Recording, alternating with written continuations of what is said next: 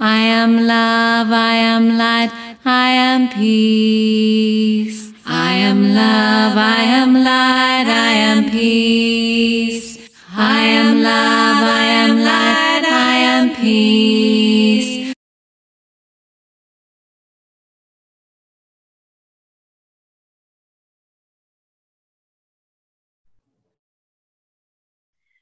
So I'm here today with the very beautiful Lightstar, and I'm extremely excited to welcome her. She's an amazing divine channel, and I'd like to read first of all a bit about her biography. So I will read it because it's very extensive, and so I won't miss anything.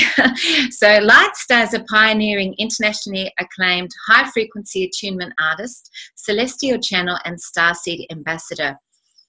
And her artwork is incredible. We'll talk about that later. She's the author, creator, and artist of the groundbreaking Magical Dimensions Oracle Cards and Activators deck, which innovatively delivers a tangible, intuitive, strengthening tool that infuses pure divine inspiration for self-transformation and self-illumination.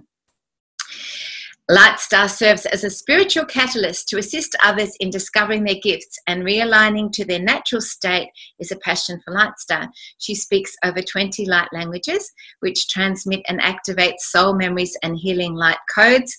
Lightstar has attained 11 traditional and alternative health, energetic, and body work certifications.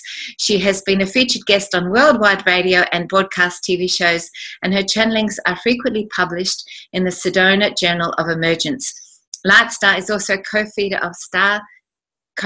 of Starseed Alliance International, which serves as a global galactic resource aiming at uniting and activating star seeds, which I'd love to ask about as well.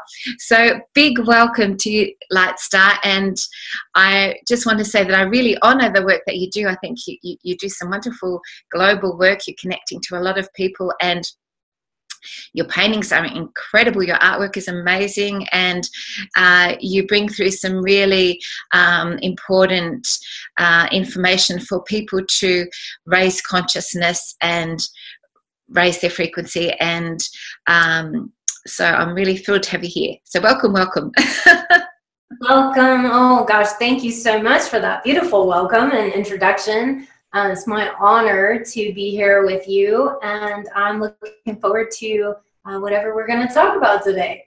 Absolutely. Well, I thought that I'd start. It's really interesting, I think, to explore people's roots, and in this incarnation that you've had in this lifetime anyway, I was wondering how you were able to discover your gifts, you know, when you were growing up. Was it something that you knew about from the moment that you had awareness, or did it take a while to bring through your spiritual divine connection?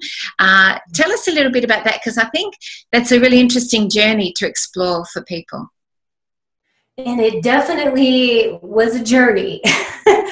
So I would say I've always been very spiritual ever since I can really remember, as far as spiritual goes. You know, I've had an interest in it, and actually I was seeing auras at a very young age, around the ages of I'd say 7-ish, somewhere in there. I started to begin to see auras.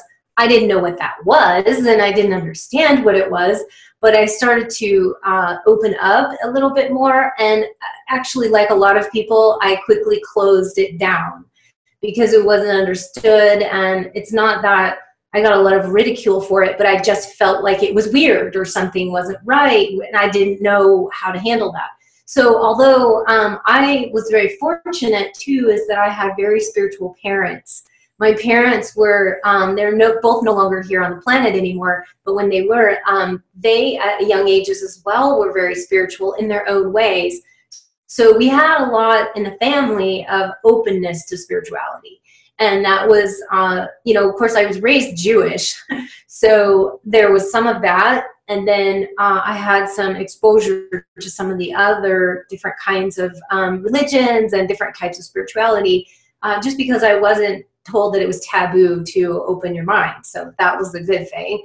But when I started to move into the galactic and the spirit, you know, Starseed and all of that really transpired a little bit later in life. Although I would say I was speaking a light language at 9, okay, 9 years old, but I, again, did not know what it was then, but I always had it tucked away, and it had started to come out at that age.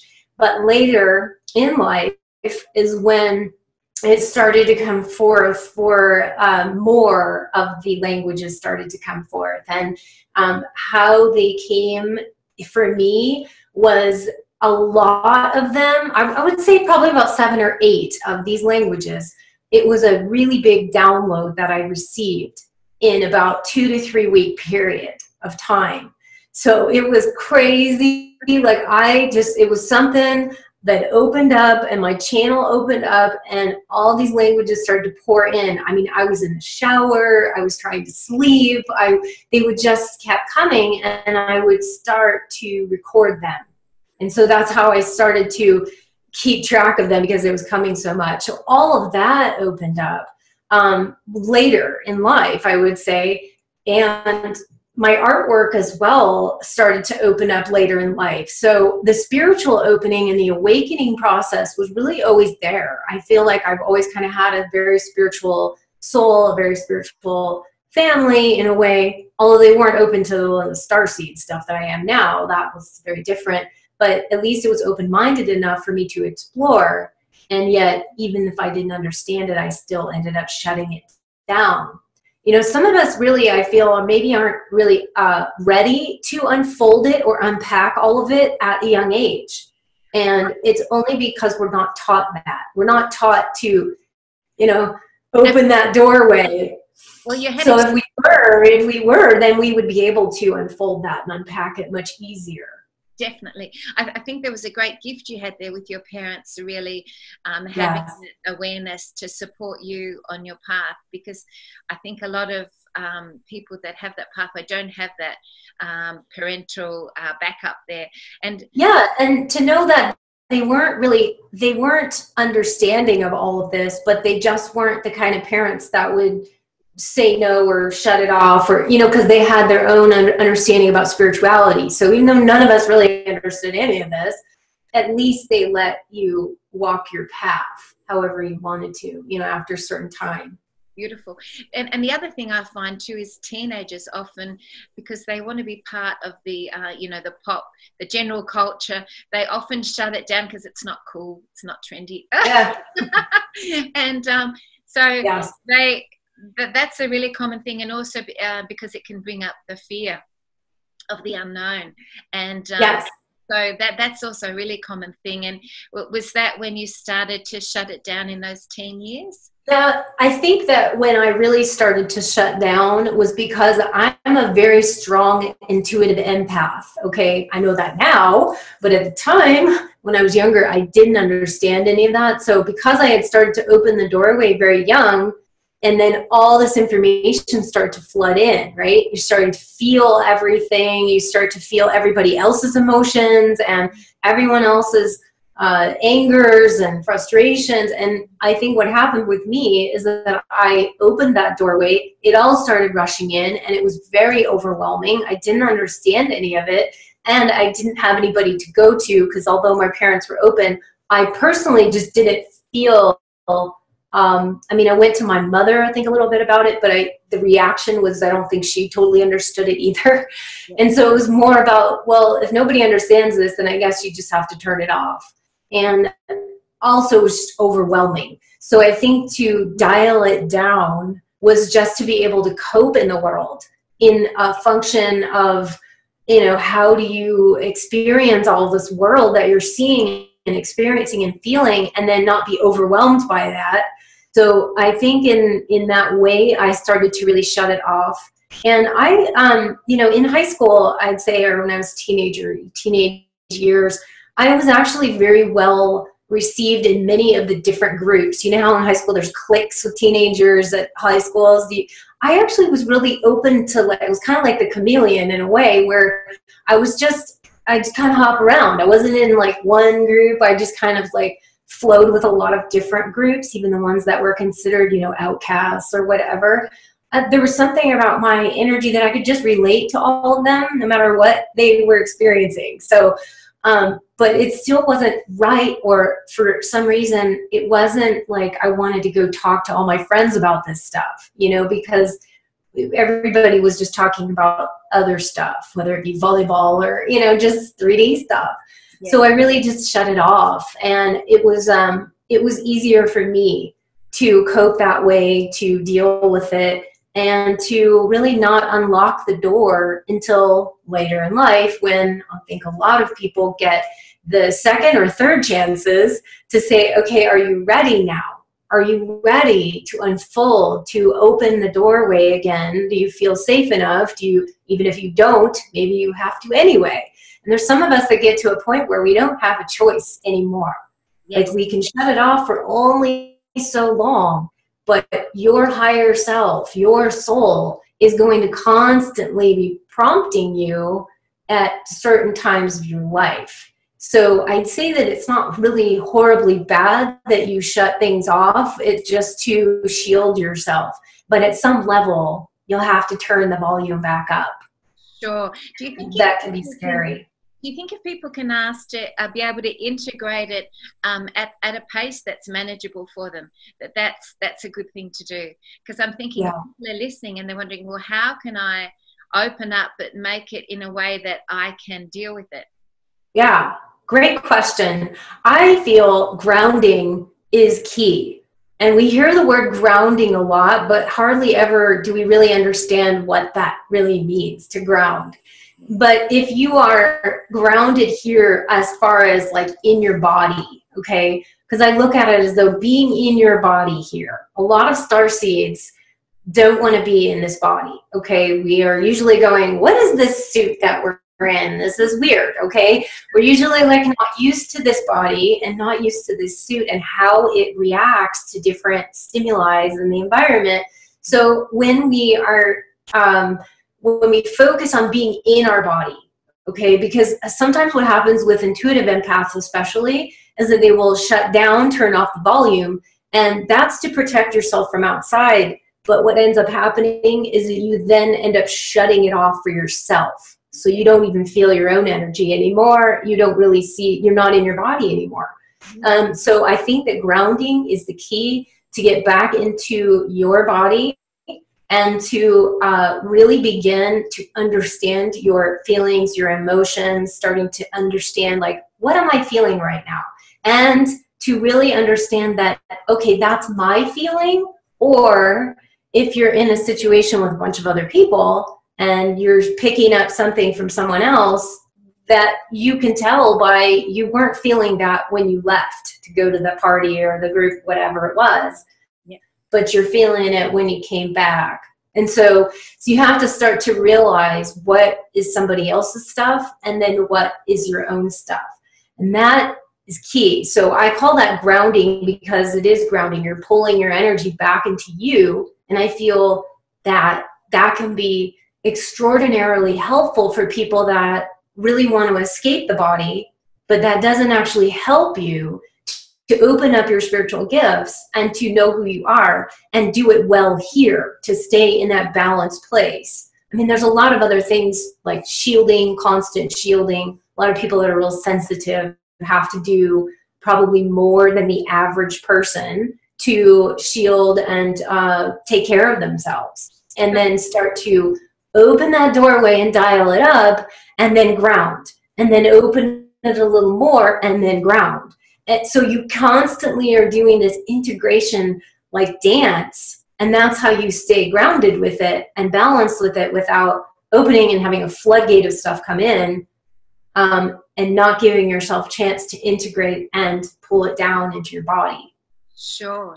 That's great advice. So just to clarify, being able to discern between what's yours and what other people's stuff is the grounding element. So to techniques like visualizing grounding roots going into the earth, feet, and grounding cords, and even Oh, I heard of a good energy technique. Tapping your cheekbones is really good at bringing your energy down and grounding. So also the other thing I'm wondering about with grounding, and to help people who are listening who are wanting to ground, is that the importance of presence, being in the moment.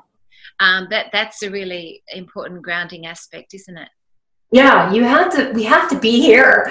We have to be here in this moment, in as much as we possibly can. Now, we're not all perfect at it. We get that. And I just know that a lot of people like to do meditations that are very, I want to say they're out here. They're meditations that are out here, and that's fine. I mean, you're in the astral plane and all these other places, dimensions, but that's fine to go on these journeys, but you also have to do some kind of connection with your body to bring it back here. So I always also recommend that people even do simple stuff when they feel like they're not in their body, is to immediately stop for a moment, feel the energy of your hands, feel the energy of your feet. So visualizing is great, but if you're not actually feeling it, you're just visualizing it. So the trick is to take those visualizations and really, really feel them.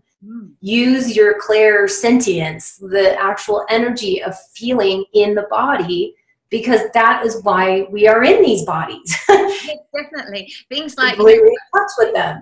Yeah. I think that's a really good point, because when you, for example, go for a walk in nature and you touch trees and you touch flowers and you smell the beautiful perfume of the flowers, and use your senses to really come back into the body, that's a really great point.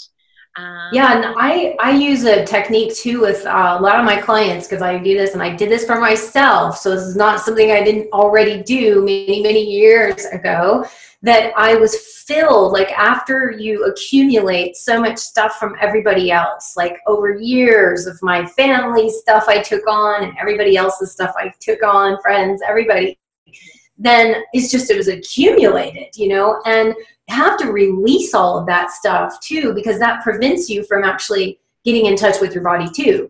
It helps to release all of that. And so one thing I like to do and help and tell people to do is to go out in nature, sit on either grass or sand that has not concrete, sitting on, Mother Nature. And you put your hands just down on the earth by sitting, and you actually envision and feel all of those energies of other people's stuff. It could be memories coming up from the past, energies of anger of somebody else's stuff, and whatever comes up, you accumulate that sort of in your body, but you allow it to go out your hands, out, down into Mother Earth, where regenerating it and transmuting it, and of course giving thanks and gratitude for Mother Earth for transmuting it. It's okay to do that. We're not polluting Mother Earth, as long as we're allowing to give permission and to give thanks for that. You can also use violet flame if you don't want to use Mother Earth, but somehow you got to get it from here inside your energy field out of you. And I can't tell you how freeing that was for me to do that. I did it on a period of like 5 or 10 minutes, even just a day, for like 2 weeks. And if somebody does that, they will feel so much lighter and so much more present, that it's really a powerful tool. So I would recommend that to everybody who feels like overwhelmed. Oh, good. Excellent. That's a wonderful one. The other thing that you were talking about was the importance of shielding. So with my clients, I talk about putting like a bell jar over them, like a glass bell jar or something like that, if you're wanting to separate your energy. How do you shield, apart from the ultraviolet purple flame, which is such a brilliant tool? What are some of the ways that you can recommend for people to do that? Well, there's a simple one, which I'll give here. Some of the more, it's not really simple, but more of the energetic and visual ways, I'm going to actually be coming out with that very soon. So it's going to be some visual healing shields for people. But the one that I'm going to talk about is something that anyone can do when you're talking to other people and you don't want to take more stuff on, or they're really angry or something like that. you can envision yourself being in front of that person. Okay, you're standing there talking to them, but you place in the middle between the two of you this beautiful wall of pink and green. Some people like to use green more, and some people like pink more. I actually use them both. So it's like feeling like this ivy, you know, of Mother Earth is like right in front of you, and this pink love is actually there present. So when their anger or their frustration or something else is coming at you, it goes right into this field of this pink and this green ivy, and it reflects. It doesn't come into you, so it doesn't go past that barrier, but it reflects back to them with love, so that you're actually freeing up yourself. You don't have to do any of the work, you know, where we're all having to like battle and fight and like, oh God, we gotta, you know, deflect. That actually takes a lot of your energy too. Yeah. So if you actually envision this and feel this energy force that's there, that's actually shielding you from those negative energies. Anything positive can come through, but anything negative or a lower frequency does not have the ability to pass through that, and yet it still passes back to them. So you can really feel a lot lighter. This can be used in session work, or it can be used just in your friends or with your family or whatever it is. And then that's a really easy one to do. And the more you use it, the more you don't have to like think about it so much every time you're trying to do that. Sure. By talking to somebody, creating it. And the other way is by placing yourself in your Merkaba field, okay? Because the Merkaba field, everybody has that. And that is something that shields you, because it's your own shield. And actually, I look at it as though it comes from here. It comes from inside of you. It's not something that's like put outside of you, on top of you. It actually comes from your own energy. And so most people know what a Merkaba looks like. And if nobody does, they can go look it up. It's all over the place. Just, you know, the star that's like three-dimensional. But you place that within your body by expanding it out, and that actually can be a shield in and of itself that doesn't allow, sometimes you need it to not allow anything in, okay? But you can retract that when you don't need it anymore. It's not something that like you have all the time, because then you're going to block yourself from everything, you know, including positive connections with other people, and you don't want to be doing that. No. But it's really helpful. So those are two really good tips to help with that shielding stuff. Oh, thank you. That's really, really helpful for people listening. The pink and the green are my favorite colors. I love those beautiful colors of the ivy. I can visualize that. If you're a visual person, that's a beautiful one to visualize. Yeah. And if you're not visual and you're more feeling sense, you can actually, everyone knows what it feels like to actually be immersed in ivy. If you lay down on the grass or trees, or, you know, where there's leaves everywhere, you can actually envision that same feeling that's around you. If it's more, you know, if you're not as visual and you want that feeling, then you actually just reproduce that sense or that feeling of when you were laying in the grass or leaves and you were just like immersed in it, and you knew that that was supporting you and absorbing it for you, in other words. So that's another way. Fantastic. And I wanted to mention that you've got a really strong energy, because actually your energy came in like halfway through the night, and I could feel all this light. It was really beautiful. And so I wanted to ask, how, with your painting, what are your inspirations for your incredible artwork, which is really mystical and ethereal, and the colors are stunning, and I just love it. I dabble in painting. I've got a few things behind me that I do, but your artwork is just so inspiring. So can you tell me when you paint, do you get certain visions come through that you follow, or how do you? Well, first of all, it's just to clarify, it's actually digital, not like hand painted. So it's hand painted, but it's all digital work. So I'm using with like electronic and digital paintbrushes, if you will. But the inspiration for my artwork came out of when I left the corporate world around 2009-ish. And I was doing maybe some graphic design, but it was for engineering, reconstruction, and restoration companies, because that's what I was working in. Totally different field. And so when I broke away from that, finally left that world and started to come here to open up, you know, and share what I wanted to bring to the world, my artwork started to come forth, and I didn't expect it. Okay, I didn't know this was coming, and I just started to unfold all this stuff coming out of me into a different form in the graphics work.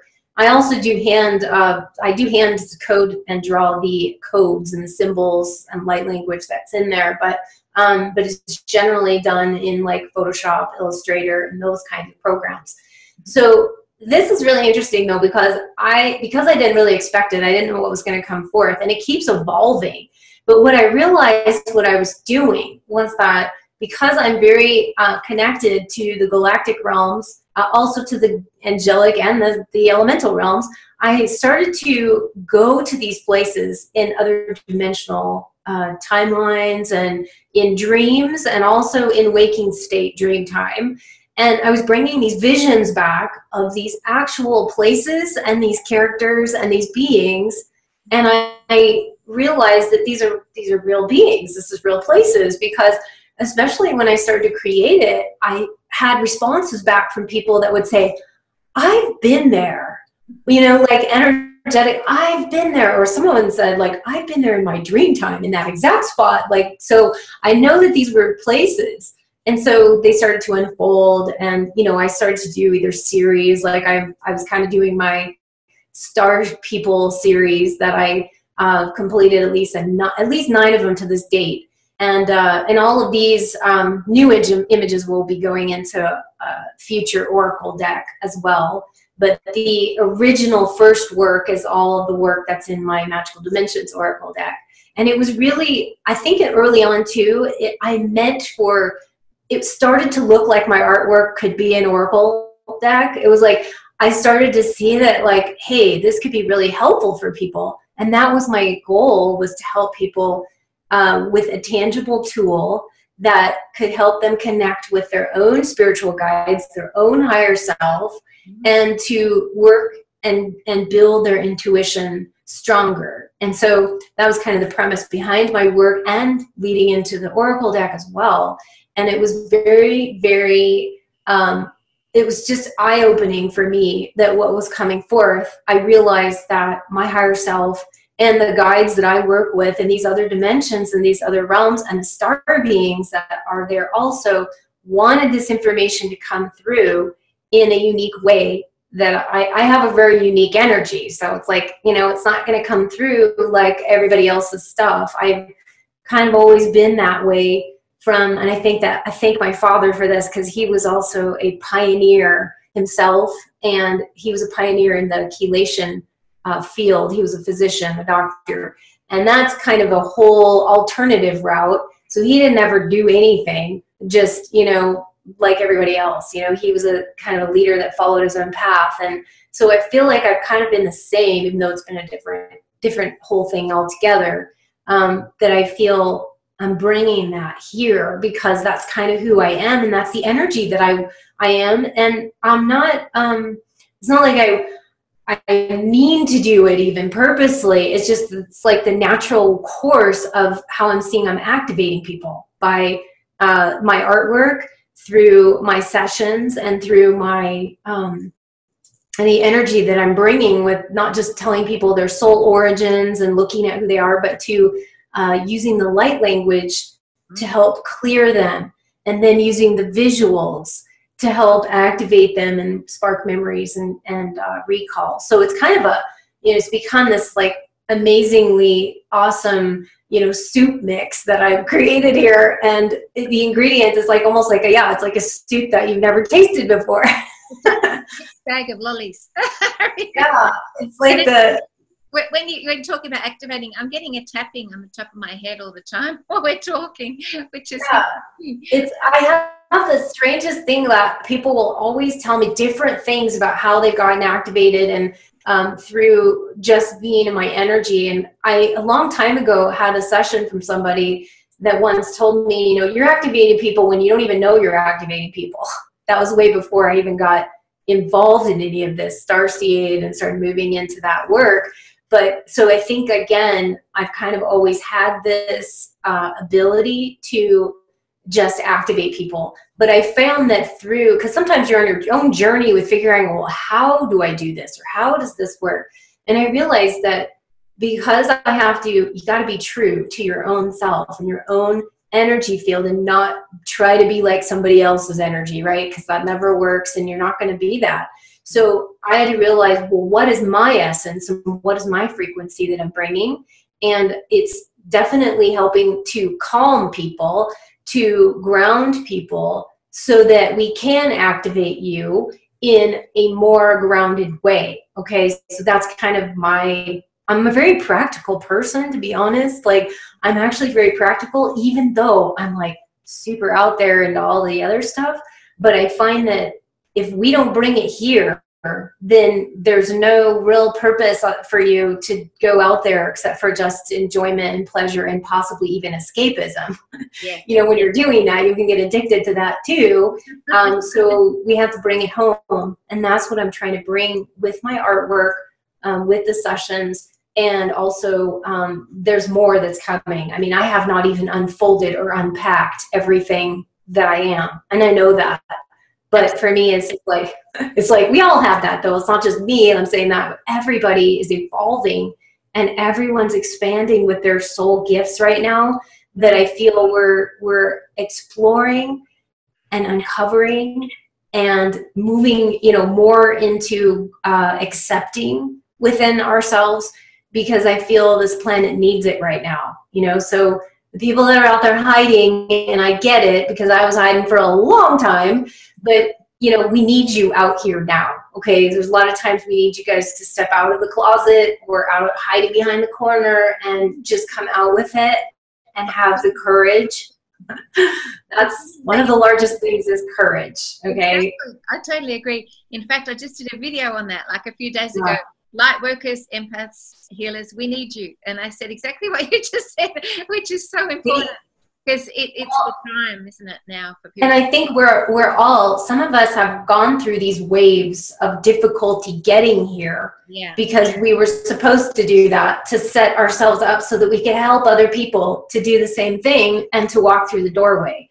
Because I don't want, you know, for myself, I don't want people to come back to me over and over and over and over. Like, I'm not comfortable with that energy, and I want people to empower people to get what it is that we need to do, and then activate you or clear or whatever it is, and empower you to get these answers from within. Okay, that is the most important thing. And I know that I don't care eventually if I don't do this anymore, because, you know, oh, you're turning people away. It's like, I don't care. That's not the whole point for this. The point is to activate and empower people to be able to live on this planet, do their mission, bring their mission, have the confidence, have the clarity, and to make your own choices and decisions that's coming from inside of here with your own higher self. Like, that is the, you know, we're here to have the experience, and some of us are here to have an experience as well as change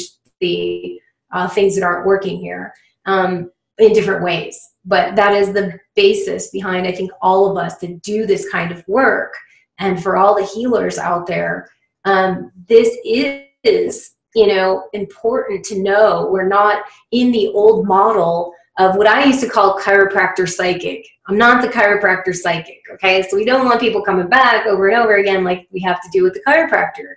It's a totally different paradigm, and it's a different model now. And that's what I feel that we're here to do, is to emulate that, maybe be as a mentor, or maybe be as that certain guide in some ways that shows people, but to help them to do the same thing in their own way.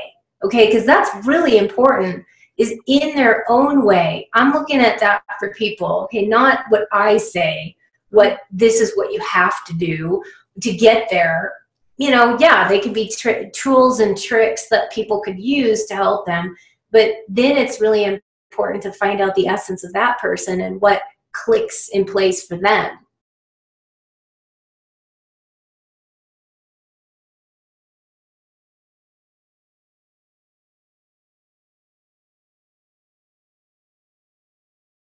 I am love, I am light, I am peace. I am love, I am light, I am peace. I am love, I am light, I am peace.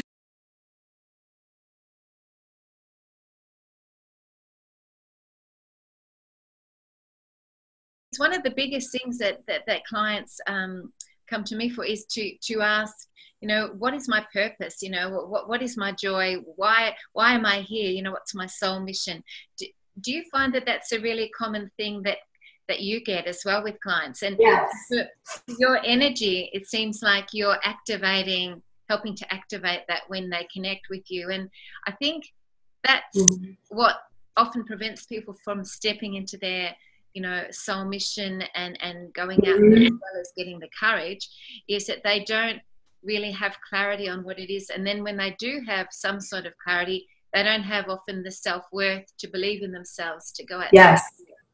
Yes, and fear steps right in the door and prevents them from moving forward. So yeah, that is like key to a lot of what I do in my Starseed alignment sessions, for instance, is like looking at people's soul origins, okay? But then I don't just look at from a multidimensional perspective, okay? So it's like different aspects of them in the different dimensions are usually starseed, angelic, or elemental realms.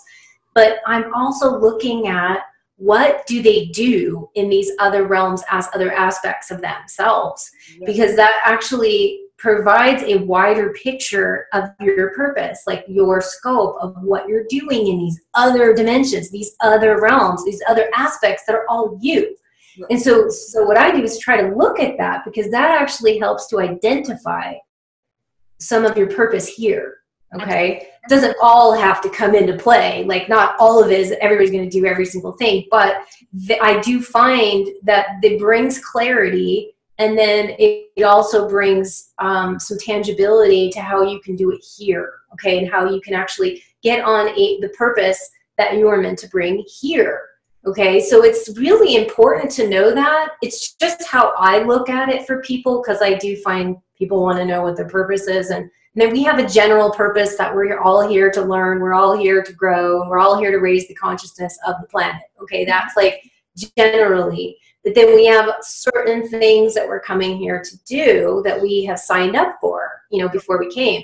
And so, and also in the other aspects of ourselves, to put that into place so that we can function here. So I look at it from a larger perspective, and I love the fact of, like, you know, for instance, like even for one of my missions, okay, I'm in another dimension or in another aspect of me that has all these languages, these light languages. Like, I have 125 languages is what I've heard. I don't have them all downloaded into this body and this mind and this spirit yet, but it's all there. And what I'm doing there with it, though, is like diplomatic kind of relations. Okay, so I'm utilizing these languages differently. But when it started to really come through here, okay, I'm not using the language here for that same purpose, but I'm utilizing the light languages now for their healing, activation. You know, that's why I'm very much into when people are saying, I want to translate this, you know, light language, or how do I, you know, everybody wants to know what it means. Everyone has this thing, and that's okay. But we have to also realize that light language in itself is not to be translated. Really, when you first get the essence of it, it's all an energy thing. It's all an activation. It's a heart message. It's like DNA. It's going into your soul. It's like not to be taken and translated into a word for word type of translation into English or French or German. For the moment, I am not doing the translations anymore. I've been told to stop doing that for a while. It might return and then translate it. But I think what's happening is that my higher self and my guidance were kind of like, let's give people the opportunity to feel the energy of what this is and the different frequencies that it's bringing, so that they can not dilute the messages or the shifts by trying to give it a 3D outlook. And so that's why I stopped to do translation so much. Even though I will still know what I'm receiving and what the general message is, I let people experience it, and each person gets something maybe different from it, but that's what's meant for them. So yeah, so purpose is different where you're, you know, like in that example, I'm bringing my one aspect, but I'm doing it here differently. I mean, I have like 3 or 4 different examples of that in my life, just because I've just chosen to do, utilize the skill set that I have either from past life or from other dimension. And then I'm choosing to do it differently than I did before. Yeah. So that's where I encourage everybody to look at your life and your skill sets and your energies and look at how you want to bring it here, not maybe in the same way as you had before. Yeah, and I think to encourage people to learn their light language is a great thing, isn't it? Because I speak soul language, and it's like very healing for self as well when you speak it. And I use it if I'm a bit low in energy, or I'm trying to transmute something or send even healing to a situation. But it can be used for all those different things, and I think it's another really powerful tool, isn't it, for people to access. Part of our, I love how you call it soul language, because it's really what it is, more than especially the very first languages that you receive, which I call your mother tongue, is kind of how I call usually the very first one. Not always, but usually the first one that starts coming through is the one that you're most comfortable with and most familiar with. It's your soul language to creator, God, source, whatever you want to call it. It's your own dialect to that. It's very similar to the Christian speaking in tongues, actually. When you're talking about that spirit language directly to your soul, which most people everybody has one, at least one. Not everyone might be doing what I'm doing with it, with 20 plus or 120 languages. Not everyone's going to need to do that. That just happens to be one of my aspects of me that does that. But everybody speaks that creator soul language that is only really interpreted or understood by the soul. And then you can go from there. But that's where, yeah, that's a very powerful way of communicating, and everybody uses it differently. I've seen this happen where some people are using it for transmutation of energies when they feel. Some people are using it for blessings over things like food or other people, and some people are, there's just all different kinds of ways that people are using it. And I actually, or expressing it, I should say, I actually have a Light Language Foundations audio class that actually teaches about this, about how all the different things of light language, what it is, how people are using it, what's the purpose. And it's really helpful to understand, because it's not new. That's what we have to understand. It's not new, but it is kind of a new thing for when we see it on social media or something. You know, it's new to that frequency, and now it's expanded where people are realizing it's not just gibberish. It's not gibberish. I think that the Earth's got to such a point in its awareness and its frequency that it's now becoming much more accepted in open ways, because maybe humanity wasn't ready for it on some level before, or not ready to accept it anyway.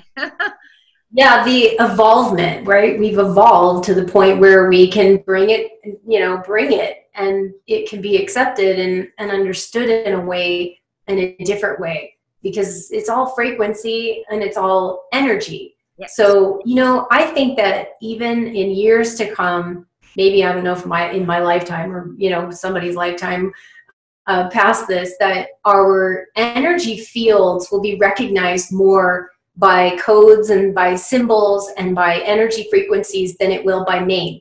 Okay, that's just, I feel like we're just now starting the tip of the iceberg to understand that, where you'll be coming into people's energy fields and it won't be like, you know, Medyhne, a name, you know, it'll be like, oh, I see. It's like you'll see the essence and the codes and the symbols, and you'll feel them, and it'll be a whole different thing. Like quantum. So, quantum. Yeah. And like Prince was ahead of his time, wasn't it? Because remember, he was known by that symbol, Prince? When he was... Oh yeah, he had. I didn't know that much about him, to be honest. I loved his music, but I didn't go into his life or anything, so I didn't know about any of that stuff. But I just know it's kind of like, it's the same kind of energy or the essence that when people are going into their creativity, you know, that creative spirit that they are, you know. That symbol that he was wanting to be known by, as opposed to emulates. Yeah, and I think people will probably come up with their own symbols. Maybe they won't even need to be drawn. It's just something that you'll sense in people's field, and it's not really, but I think for us to get there in that way, which is why I feel like I'm kind of this somewhat of a bridge to get people out of the mentality of trying to figure out stuff by the mindset, and to dilute it and interpret it in ways that we're trying to really expand beyond that. And we can't continue the same putting, especially with light language, putting it into a box. It's just not, we're not going to get there by doing that. So I think that's why I keep drilling it in, and people keep saying, I still get so many emails and so many, well, what does this mean? And they'll send me their light language clips. Please don't do that, okay? Because I get too many of that stuff. But people will send me clips and they'll be like, what does this mean? And so I'm constantly having to tell people, look, you need to, and it took me years to download the different languages, to go within myself and to realize where they were coming from and what energies and what essences they were, what locations it was coming from. And so I think people really need to go inward a little bit more to feel the energy, instead of just, what does this mean? How does this translate? And the Orions have given me a translated phrase. They're the only ones that have ever given me one phrase. It's beautiful, but it's like they gave me one. And it was like, okay. So I like say that I can translate some of it word for word, but I generally don't like to do that anyways until I get the green light on going back to translating. I don't know if that's going to be in my lifetime, but I know that there will be a time where that will come in, yet it'll be translating in a unique way. Like once we kind of get past this and more accepting of it, and we're all more feeling the energy and frequency of it, then I think we can go try to do some translations. But I always tell people to get a general sense of what you're bringing through anyway, because you do need to have it, but you don't need to have it word for word. You just need to know, okay, this frequency, this energy is feeling like it's coming through for healing pain or emotional pain in the heart, you know, or clearing my mental field of just all this crap right now. So you kind of have to just know the differences, and that's what's important to get. But beyond it, unless you really are here to bring the word for word translations, I'm not saying that people shouldn't do that. If that is what your calling is, by all means, go for it. It's just, this is where I'm at with it. And I know I can do that because I do it in the other realms of translating and diplomatic relations. But they're just saying that's not how we want you to do this right now, here. That's so. Otherwise, people can be overly concerned with wanting to get the English or their language meaning, when that's not the point of it. So that's a really, really helpful thing for people to know, just to be saying it. And I think the overall theme of what we've been talking about is to be able to go inward and learn to have an inner discernment, as opposed to evaluating your world in an external way from everything else that other people are saying and what's around you. It's all about going inward and finding the answers within. It seems to be the theme. And I think I think that that's very, very, very, very important. I mean, it's like there couldn't be anything more important really on this planet is doing that. And I think the question is, when someone will ask, like, what does this mean? You know, I like to reflect it back and say, what does it mean to you? Yeah. Because it's going to be different. Maybe totally different for what it means to me. So and this is a lesson for, I think, all of humanity right now, is to allow us to appreciate each person's experience might be different, and nobody's right or wrong, or because we have a lot of pointing fingers now on this planet right now, and it seems to be more heightened right now, especially in the political scene. but we definitely see it everywhere where there's like a lot of finger pointing and a lot of people saying like, I'm right, you know, this is the way and all that. And we have to just realize that everyone's got a different lens. So it's like I think the sign of a mature civilization is to be able to honor one another's differences. Honor it. And you know, some of the indigenous cultures do this way better than our modern civilization. We already know how to do it because we've all lived lives in those indigenous cultures and past lives. We know how to do this. If we can, and I'm not saying we have to turn back the clock and go back to all the indigenous ways, but I'm saying we definitely should be learning from some of their more positive and extracting some of these more positive expressions of communication and getting along with other people.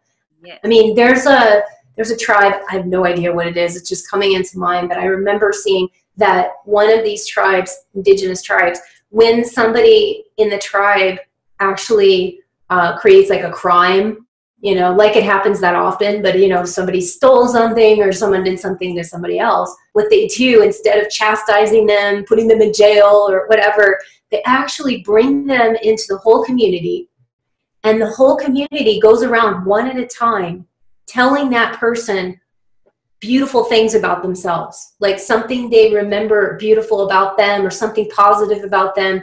And the reason they do that is so the person can try to help remember who they are. Yes, and how they're seen as, not that we focus on all the negative, even though it's not good that they did that, but that's their belief system. And I think that's like a beautiful thing.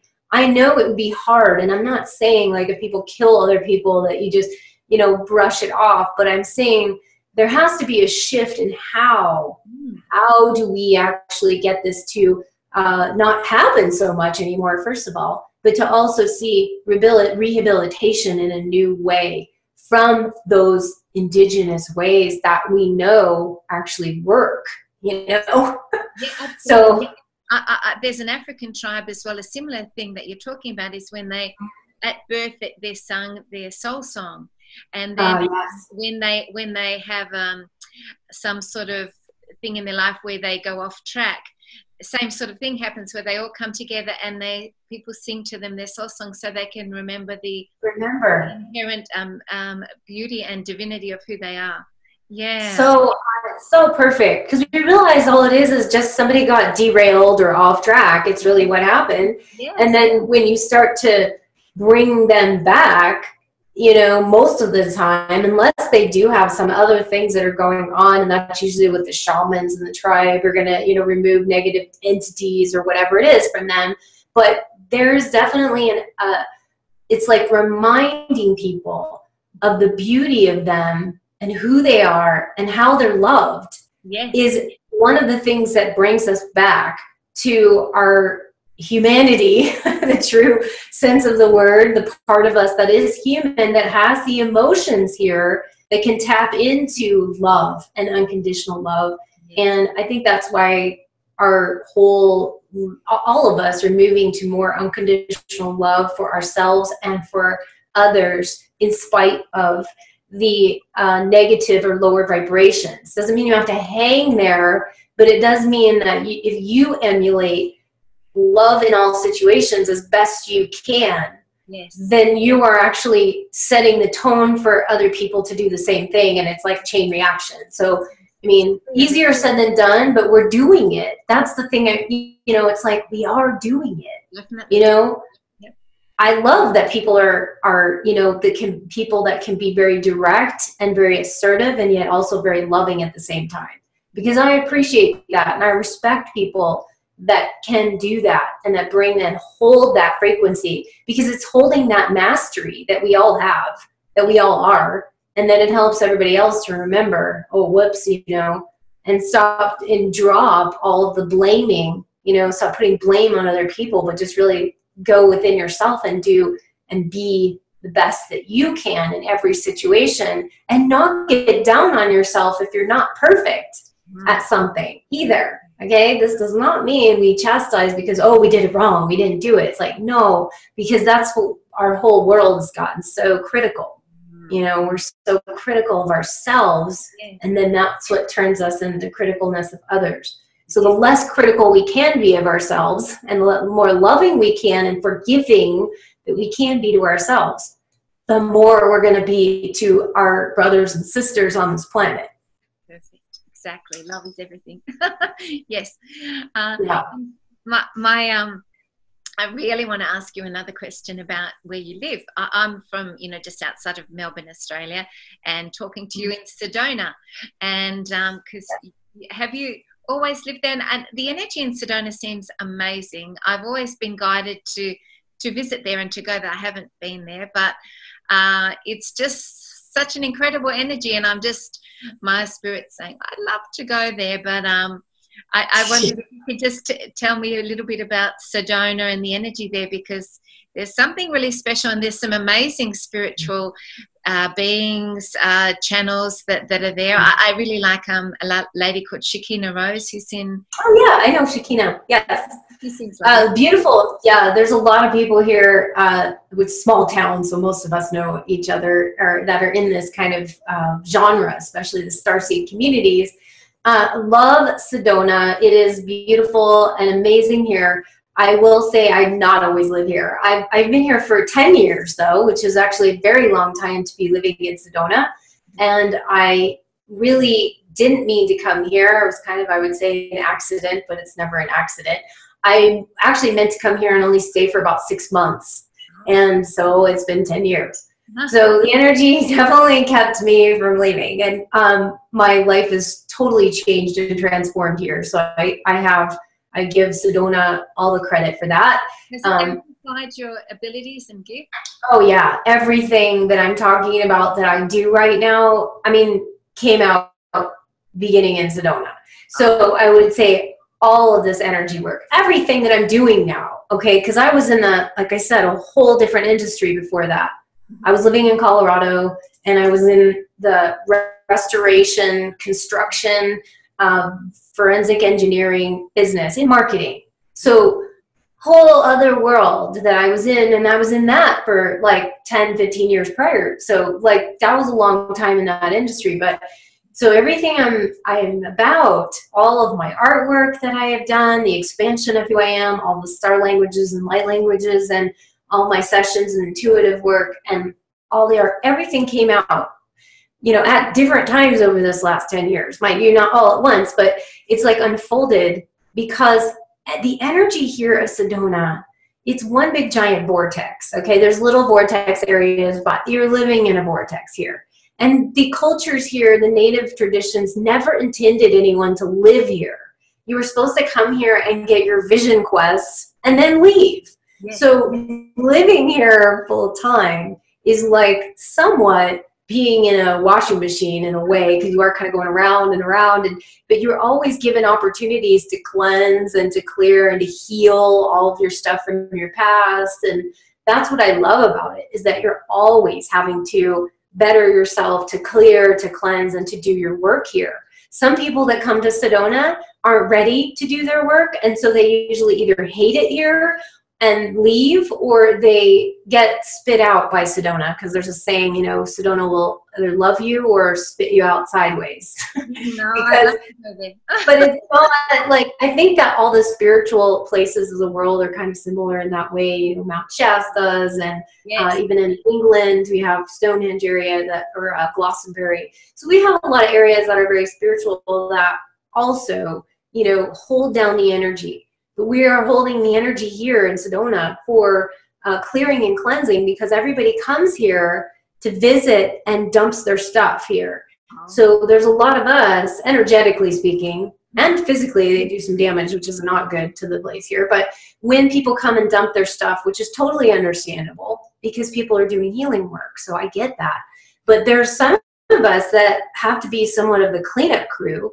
Okay, that's why some of us are here and are grounding the energy here so they can dissipate and transmute and keep the energy clear. We have a lot of light workers here that actually go out on the grids and on the land and do that and clear. Yeah, it's like transmutation of the planet. Yeah, everything happens here. So it's kind of, well, not everything, but a lot of things happen here. and it can be kind of an intense place to live because of it. But the beauty of Sedona is one thing. The energy of it here for me has always felt like when I got here, I felt like home, but I also felt there was a sense of peace here. Even though you're in a vortex, like I felt like it was the center point of peace and calm that I had not experienced, even in Colorado, which I absolutely loved. And it was so beautiful and so amazing. But I felt like there was aliveness, this energy aliveness there that here feels more like calmer to me. That's just my own feeling. But some people feel very energized here. So it can be different for different people. But I think the point that you, it's really important that your soul is in the location where it's going to be most serving of your higher self is really important, because I think the Dalai Lama talks about that too. He says that you're at the perfect weight and everything when you're in your right location. So I think if people are discerning about where they live and being in a location where they're really guided to be, because sometimes people will get an inner voice and they'll be told where to go, but they don't necessarily want to change the status quo and step out of what they're familiar with. But I think at the moment on the planet, to be really in the right location for your soul and for who you are is very important. Do you agree? Yeah, it's the ley lines of the earth. The ley lines of the earth, and actually I found can be detrimental or can be very positive for you, depending upon how you are reacting to that particular place. I didn't understand this until I actually went and lived in the San Diego area. Now, I'm from California, so I lived in Orange County and Northern California, but I never actually lived in San Diego. And there was one time I came back for about a year. I went and lived in that area. Now, I thought it was going to be great, but my energy hated it there. I didn't feel good. I was tired all the time. My energy was so bad that I actually left and went back to Colorado for that 1 year. Yeah. And it was like, so you have to go with like guidance, and I suggest everybody go to the location before you move there, because I had been there only passing through, but I didn't spend that much time there until I just decided to move. So I think it's important for people to go spend some time in the energy, see how you feel in it first, because that gives your own guidance system to feel how your body is going to react to the ley lines. Right. And it does depend on where you're at too in these areas. But I think we're all getting prompted. You know, if I did not have the courage to leave Colorado after, you know, realizing that I got to make a change, there's something coming. And then I lost my job in the 2009 market crash where everyone was losing their houses and their jobs. So a lot of us were sort of propelled into, what are you going to do now? And so it was kind of forced into it. But I knew I needed to make the change because I was getting the guidance. Something has to change. But even if you don't know what it is, you're not sure what it is, like take some time to actually go exploring then, you know, if you can, you know, go to a couple different places or look into some other, where you're feeling guided or drawn to, because geographically you'll be guided to where you need to go, and you need to plant yourself in these places a little bit to see what resonates with you. But we are getting, it's like the chess pieces being moved around as Mother Gaia is moving us around. And it's important to be in a place that makes you happy but flourish, you know, to where you can expand and allow your soul gifts to come out, where you feel comfortable and where you feel supported. So wherever that is, yes, that's where we're being asked to go. Fantastic. That's great. Thank you. Well, it's been such an incredibly inspiring chat with you. It's been amazing. And before you go, I'd really love to ask you about your Starseeds Alliance and what that is, and who it calls to, if there's anyone out there perhaps that it resonates and would like to contact you as well. Could you tell us a little bit about that? Yeah, well, my main website is going to be lightstarcreations.com. That's my main website that has all of my artwork and all of my everything, my products, my artwork, my session work, and everything. And I also have a free activation pack that I call, that's also there for you guys. It's a free guided visualization, 15 minutes. Fantastic, yeah, by the way. Really got free guided visualization and 7 free high resolution wallpaper images for your personal use. So that's under the gifts navigation tab. But two below. Oh yeah, if you put the link in there, that's too, because some people can go and sign up for that. And the Starseed Alliance International is it's something that myself and my partner Stands with Bear had put together many years ago, and we are maybe going to be doing some more of that in the future. We did actually, I saw the chat. Yes. And it was lovely. Yeah, he's amazing. He's awesome. He has like so many gifts and talents. He's such a talented musician as well. And so the two of us kind of put together this thing. We have a co-session that we do on that too, that we do together. But we really we're going to be doing more maybe in the future with it, because both of us got busy lives to do other stuff. But we wanted to, we did an event many years ago with it for Starseeds to start on this journey of opening. And that's why we call it like a resource center for that. But it's really was meant to allow people to explore themselves, and that's what we help people do in those sessions as well. So yeah, it's really great. But I really appreciate you having me on here as well to share. And again, if any of you guys want to go check out my website or get that activation, or my YouTube channel, because my YouTube channel is where I do all my light language activations on there. So you can go check that out as well by, it's on my contact page where you can see all of this, but you can just type in Lightstar on YouTube and that will pop up on my channel as well.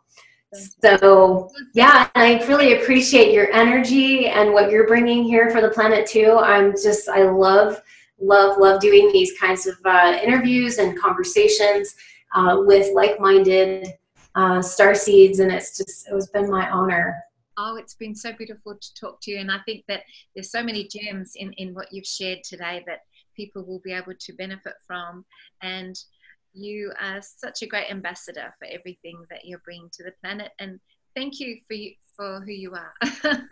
Thank you for who you are as well, and thank you to all of you out there. I love you, and just keep going. Do not give up. Don't get lost in fear, and step up to your own vision and your own version of your soul gifts, to allow yourself to express your way and in your essence. Yeah, for sure. Fantastic advice. Okay, thank you so much, and much love and light. Love and light to everyone. Bye now. Love and light to everyone out there. Bye.